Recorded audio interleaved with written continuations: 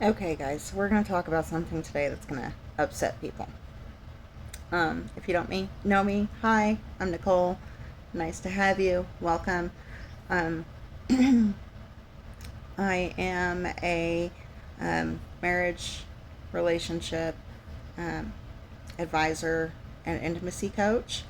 Um, kind of like a life coach, but only for relationships um, and individual healing within relationships. I do individuals that are outside of relationships occasionally, but it's not really my specialty. Um, I work with the individual um, in the relationship and their individual selves within the relationship, if that makes sense.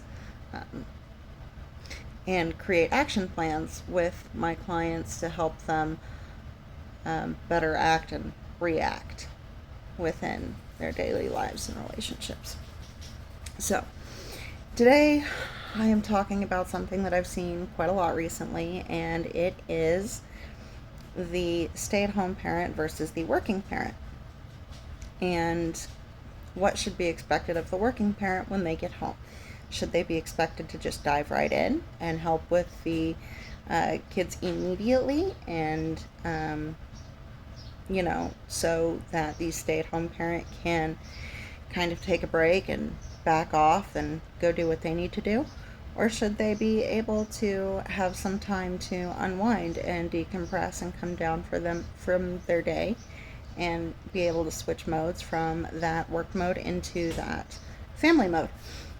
Now, what I have found in the clients that I have worked with in the past is that a lot of times the wife is the stay at home parent and the father is the working parent.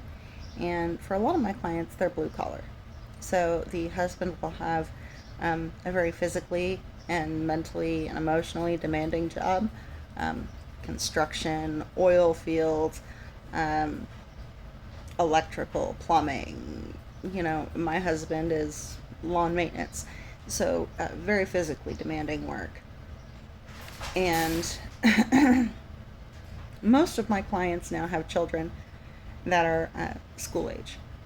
I've got one or two clients that have young infants or newborns, but most of them are school age now. And they'll come in and she will say that she's feeling animosity because when he comes home from work, he's not diving right in and helping with the um, the family aspect immediately. He is taking anywhere from 15 minutes to an hour when he gets home away from her and the kids, and then coming back out and asking how he can help instead of just diving in and doing what she feels he should know needs to be done. And I'm going to say some things that a lot of people, especially women, aren't going to like. And I'm sorry. But I am a true feminist. I believe in equality. And here's the thing. When it comes to being a stay-at-home mom, I've been one. At the time that I was a stay-at-home mother, it was to 3 children, all under the age of 5. And, everything was very well scheduled out during the day. We woke up at this time, we brushed teeth, we had breakfast, we then had playtime, and then snack time, and then reading time, and then snack time, and then lunch and cartoon time, and then nap time. And, I would get a couple of things done around the house and go from there. And, the day was very, very structured, and I was able to do the things that I needed to do and still be able to catch a couple of naps in the day, um, when they were napping. And it was great. I found for myself that being a stay-at-home mom is boring. uh, Not stimulating enough. Um, just for me personally, I was bored. You're not cleaning your house all day long.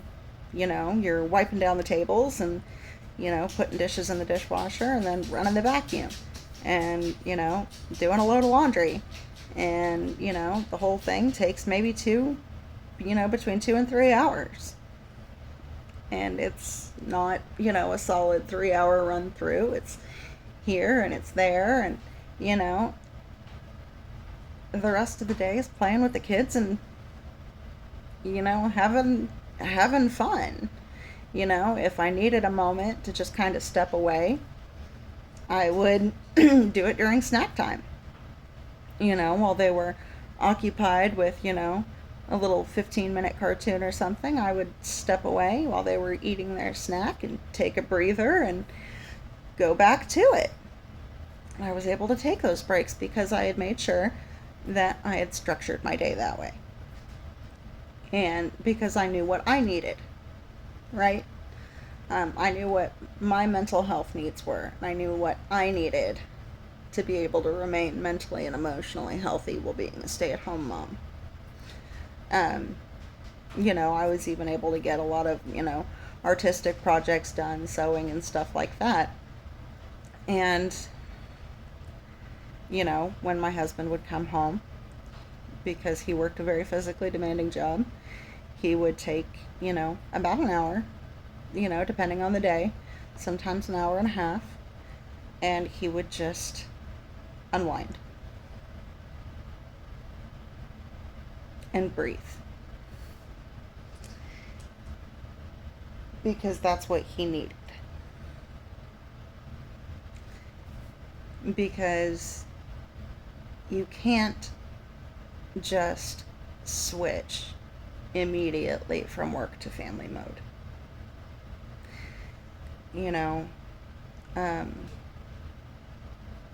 Just like, you moms out there, if you were asked to go immediately from family mode to office mode, you can't do it that fast, right? You have to get ready, right? You have to get ready for that and prepare yourself for it. Well, when you've spent all day doing a very physically demanding job and a mentally demanding job, that 15 to 20 minute ride home is not decompress time. That's not break time. That is very much still work time. Because during that time, you're thinking about everything that happened during the day and everything that you need to do for the next day. Then when you get home and you feel safe and you feel secure, that is when you are able to decompress. That's when you're able to breathe, to just unwind and be yourself. While the working parent hasn't had that. He's been either in the field or in the office all day long. And he's gotten 2 15-minute breaks and an hour lunch, if that. And that's it. And during those 15-minute breaks, he's not allowed to leave the site. And during that hour lunch, he has to hurry, go get his lunch, come back, wolf it down, and immediately get back to work. An hour is really not long enough to go anywhere to get your lunch, come back, have time to eat, and just kind of breathe, and then get back to work. You have to rush, and immediately get back to work, and then do your job, come home, and then your wife is telling you, I need a break. Take the kids, I need a break. That's not fair. Okay? That's not equal. If you have children that are school age and up, there is absolutely no reason why he shouldn't be getting at least an hour of decompression time before you start making demands on him. And you really shouldn't be making demands at all. You should be asking in a very polite and considerate way, hey, would you please mind taking over the kids for a little bit so I can go do something that I need to do? And when you approach things like that, you're far more likely to get a supportive and emotionally considerate response and reaction rather than just saying, you take the kids, I need a break. I don't care if you just walk through the door. That's not realistic, okay? Let's be real here. Now, for those of you who have newborns, if you have chosen to be a stay-at-home mom and you have that newborn and your partner is still working out of the home full-time, you cannot expect him to do the same things that you are doing with the newborn. He should not be expected to wake up during the night, because while you have the opportunity to sleep when the baby sleeps during the day, he does not have that. He has to work, he has to be fully functional and alert for work, especially if he has a physically demanding job, especially like oil field, lawn maintenance, tree work, electrical, plumbing, all of these very blue collar jobs, welding. He needs to be alert. He needs to be functional. And even if he doesn't have these blue collar jobs and he's in something else, his mind still needs to be functioning at 100% so that he can continue to provide financially for your family. Because if he is not functioning at 100%, there is the risk of him losing that job, which is providing financially. And then it goes downhill. So, no. You should not be expecting him to wake up with the baby. You have the ability to sleep when the baby does during the day. He does not. Okay? Next, when he comes home, he does need that 30 minutes to switch modes. Okay? A lot of men don't even ask for that much. They ask between 10 and 15 minutes. I always put a suggestion of 30 minutes because it allows for the brain to actually calm down. Your heart rate slows, you're able to think more clearly, and you're able to switch modes. And you're not taking the frustrations from the day and your work life into your family. You are leaving those behind, and you're able to calmly flow into that setting. And then you take over and mom goes and does what she needs to do. Whether that's, take a shower or a long hot bath, whatever the case may be. And you take over for for a couple of hours and do feedings and changings and stuff like that so she can just decompress. That is fair. And then, at the end of the night, you tag team it, you do the bedtime ritual, you put the baby to sleep, and then you both go to bed and you start the process over. Okay? This is the plan that works. This is the plan where both people feel appreciated, both people feel like they are getting what they need emotionally and mentally, and both people are able to rely on each other for that give and take relationship. And, it's really important. It's really important that he feels, your partner, the working parent, feels that he is able to rely on you emotionally just as much as you rely on him emotionally, right? And one thing that's really not talked about enough, and you hear about it a lot these days, is men's mental health. And yes, you hear about it a lot, but it's still not really being talked about. We hear about how toxic men are, and how their demands are not acceptable, and their expectations are not acceptable, and how them wanting decompression time when they come home from work is selfish and not showing up for their family. But that's not true. Okay? If a man were to tell a woman, no, you can't have that, it would be considered abusive. But that's not what's happening. The man is saying, hey, I've been at work all day. I'm not in family mode yet. Give me 30 minutes to get into family mode. Well, you're already in family mode. He needs to get there. Because he's doing 2 jobs. Right? Does that make sense? You're doing 1 job. He's doing 2 jobs. You're doing the stay-at-home mom. He's doing dad and provider.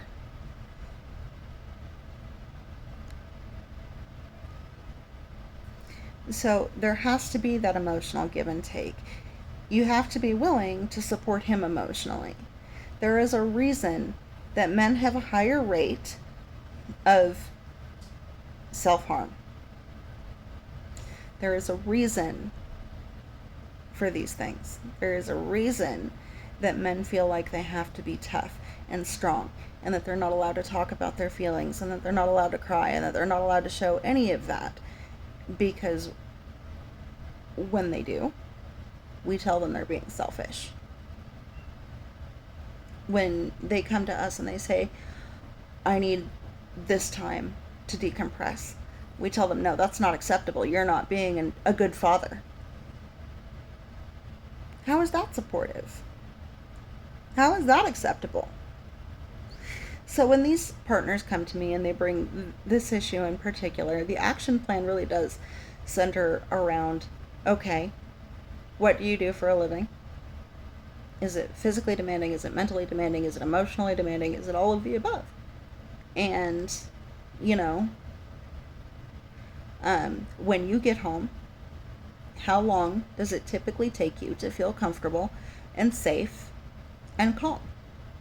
And we work up their decompression time based on that. And I will tell you honestly that for a lot of the men that come in, their decompression time, I have to push them to take longer. Because they don't feel like they should. They don't feel like it's okay. They feel like she'll be mad at them.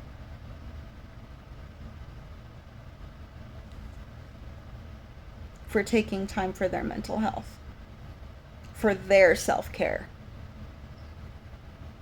And we talk about women's self-care all the time. Why don't they have that? They need that. Their parents too. They work too. They work hard. And they have the responsibility of providing and all of this, and they need that just like you need it. You need decompression time. He needs decompression time. It's important. And I'm sorry, women. I'm sorry if you don't like it. I'm sorry if you don't like hearing that, yes, when he gets home, he is entitled to at least 30 minutes of uninterrupted, just existence. To just be and breathe and relax. This is something that needs to be talked about with your partner. This is where you develop that plan and you go, hey, how much time do you need when you come home to feel calm and secure and in family mode? And you develop that action plan. And if you need help, that's what I'm here for. But that is a plan that has to be developed. And when he's done with his decompression time, it's now time for you to take yours, so that you can breathe and decompress and just let it go and just exist without having to worry about the kids, without having to worry about what they're doing, what they're eating, what's in their nose, all of this stuff. Just exist, because he's got it. And you have to count on him to have it. Another thing I wanted to talk about is something, again, that I've seen a lot of people talking about, and they're calling it weaponized incompetence. Where you see a guy trying to ask the questions on how to do something, because he does work outside the home, he doesn't know the daily schedule, he doesn't know how certain things are done, and he's asking for help. And she gets frustrated, and she says, you know what, whatever, it's just easier for me to do it myself. And that's not acceptable. And she calls it weaponized incompetence, and she says, you know, you're just trying to get out of it. You don't want to help. He's asking the questions. He's not being passive aggressive about it. He's saying, what do I need to do? What are your expectations? How would you like me to do this? And she's saying, you know what, whatever, it's just easier for me to do it myself. And she uses that against him as a weapon. So it's not him weaponizing the incompetence as it's being made out to be, but it's actually her weaponizing his ignorance and using it as a weapon against him in order to insult him and call him a bad father. And what ends up happening in these situations that I've seen is that he'll stop asking for help and he'll just do it the way that he thinks is correct. And then she gets even more frustrated because it's not up to her expectations. And then what ends up happening is, because he's so tired of being made to feel stupid and ashamed and like he's a bad father, that he reacts toxically and he just stops helping. Because he's going to get in trouble either way. If he helps and he asks questions, she gets frustrated because he doesn't know and she doesn't want to take the time to teach him.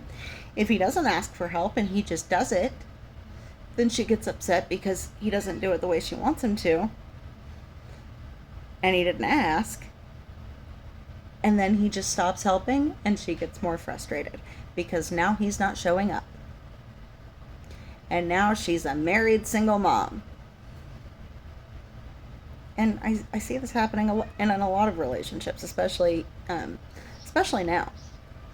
And it's being labeled, his weaponized incompetence is being labeled as abuse. And of course there are absolutely people who do weaponize their incompetence. And they refuse to do something because they don't know how, or they deliberately do it badly so that they can get out of doing it in the future. Those are not the cases that I'm talking about. That is weaponized incompetence on their part. That is a whole other story. That is a whole other action, and reaction plan that has to be addressed. That is something else. What I am talking about is when he is genuinely trying to help and he is asking the questions, and because you are frustrated and feel that he should just know and he shouldn't have to ask, you get frustrated and you say, you know what, I'll just do it myself because it'll be faster than explaining to you. And then you use that against him later and you say, well, you never helped. And then when he helps, it's not up to your expectations because he doesn't ask for your guidance anymore because he doesn't want to be made to feel like an idiot. And then when he gets in trouble for that, he just stops helping. And that's not healthy either. Again, there has to be that give and take. If he's asking for help, you have to be willing to provide him with that guidance and with that structure and with that patience to teach him. Okay? If we are stay-at-home moms, we automatically know how much the baby is eating, when they need to be changed, what their different cries mean, how they like to be held when they're eating, and all of these different things. Okay, him working outside of the home, he doesn't know those things automatically. He has to be shown those things. And babies, with how fast they grow, and kids in general, and how fast they grow, how fast their interests change. I mean, between the ages of 0 and 5, every day is different. How much they eat is different because we all know between 3 and 5, their appetites change day by day. One day they'll eat like bottomless pits, and then the next day, nope, I'm not hungry. I don't want nothing. And we all get confused, but especially as babies, because as babies, you start off with 2 ounces and then you move up to 4 ounces, but then some days it's back to 2 ounces. I mean, so when he asks, how much do I feed the baby? Don't get frustrated. Just say, well, she has been eating this much, so this is how much I would prepare. Okay, he can do that. If you provide him with that patience and understanding and that guidance, he will follow, and he will go with you, and he will be your best backup and your best partner. But if you get frustrated with him because you feel like he should just automatically know because you know, there's going to be problems, and it's going to lead to toxic reactions from you and from him. And that toxicity will just breed toxicity, and it will just keep going and going and going and going until there is this giant fissure between you and you're both just full of so much resentment and animosity towards each other.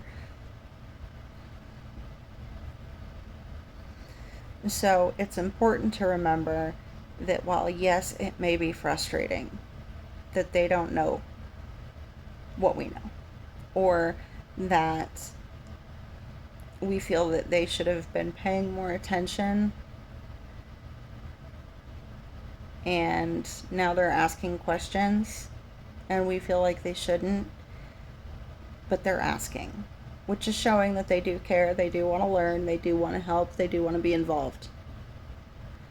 Those are important things. Those are him showing up.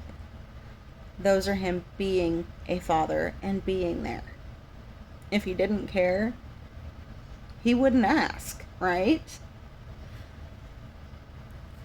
So, and when he stops asking, it's not because he doesn't care, it's because he doesn't care to be made to feel like an idiot.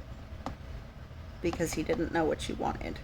Because you didn't make your expectations clear, and you didn't teach them how to live up to those expectations. Just like children, right? We have to teach them our expectations of them and show them how to live up to them. With our rules and what's polite and not polite and, stuff like that. And the same is true for any relationship. You have to teach your friends what your expectations of them are and what your boundaries are. These things are true in any relationship in your life.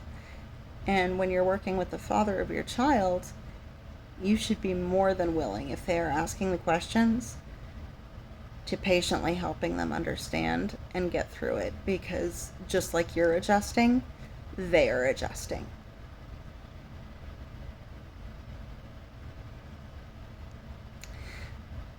So, the moral of this is really that while I know that there is a lot of validation for single moms out there, or not single, but stay-at-home moms out there, because it's hard. Because they work hard and they need a break. It's important to remember that having children is hard. Being a stay-at-home mom is not hard. Having children is hard. Being a stay-at-home mom isn't.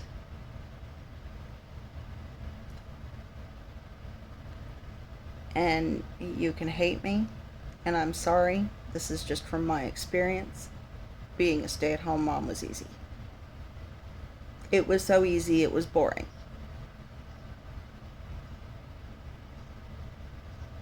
I didn't have to deep clean my house every day. I did a load of dishes every day. I wiped down the tables, made sure the house was picked up the toys at the end of the night, did a load of laundry a day.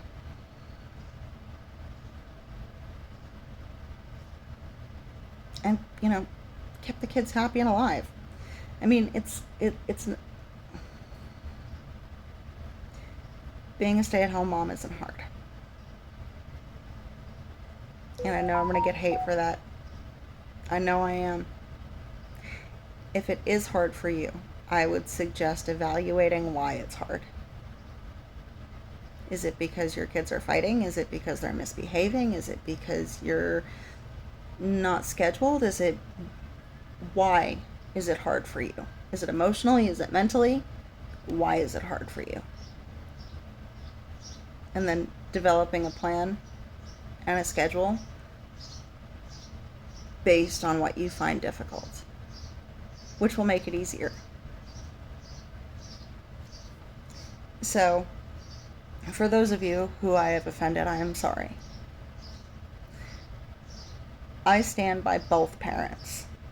It is important that both parents, the stay-at-home parent and the working parent, both feel valued and appreciated and like they are safe in the home, in the relationship, mentally, emotionally, spiritually. It is important that they feel that way. And it is important that each partner gets that time during the day to breathe and exist and relax. And yes, the working parent does need it when they get home so that they can switch modes. And this, of course, is based on every individual's need. There are some, working parents out there that can automatically switch between, and they don't need that decompression period immediately when they get home, and they take it later on in the evening. And it is based on everybody's needs. But I will say this: if they want to take that decompression point when they get home, they are entitled to do that, because that is when they need to switch roles. And I just can't say that enough. None of us can go from being one thing to another immediately at the drop of a hat with no preparation. The drive home isn't preparation. I've heard that. I've actually heard that. Well, he has the whole drive home to decompress. No. That is toxic. That is toxic. When he is home, that is his home. That is his safe place. That is where he should be able to decompress. Without having to think about anything else. Just exist.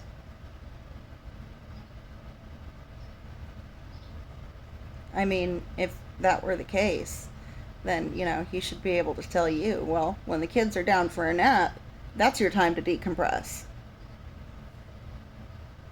Same logic, right? No. So, I think that's where I'll end this video. But just remember that it is important to develop that plan and work it out with your partner. Even if you're already frustrated with each other and you've already gone back and forth on this, sit down, work it out, listen to each other, and listen to him when he is telling you, I am tired, I am stressed, I am overwhelmed, I am overloaded. I just need that 10 or 15 minutes to breathe when I get home. And that's not asking for too much. And if you think it is, then it's time for you to do some self-reflection on why that's not okay for him. All right, guys. So, if you have any questions, please feel free to contact me. You can reach me at info@buildingfuturesthroughaction.com. You can also go to the website of the same name, www.buildingfuturesthroughaction.com, and you can contact me there and send me an email. If you want to know more about me, just ask. I do have booking available online now, as well as a Facebook page. So feel free to like, comment, and subscribe. And it's been great talking to all of you guys. And look forward to seeing you soon. Much love. Bye.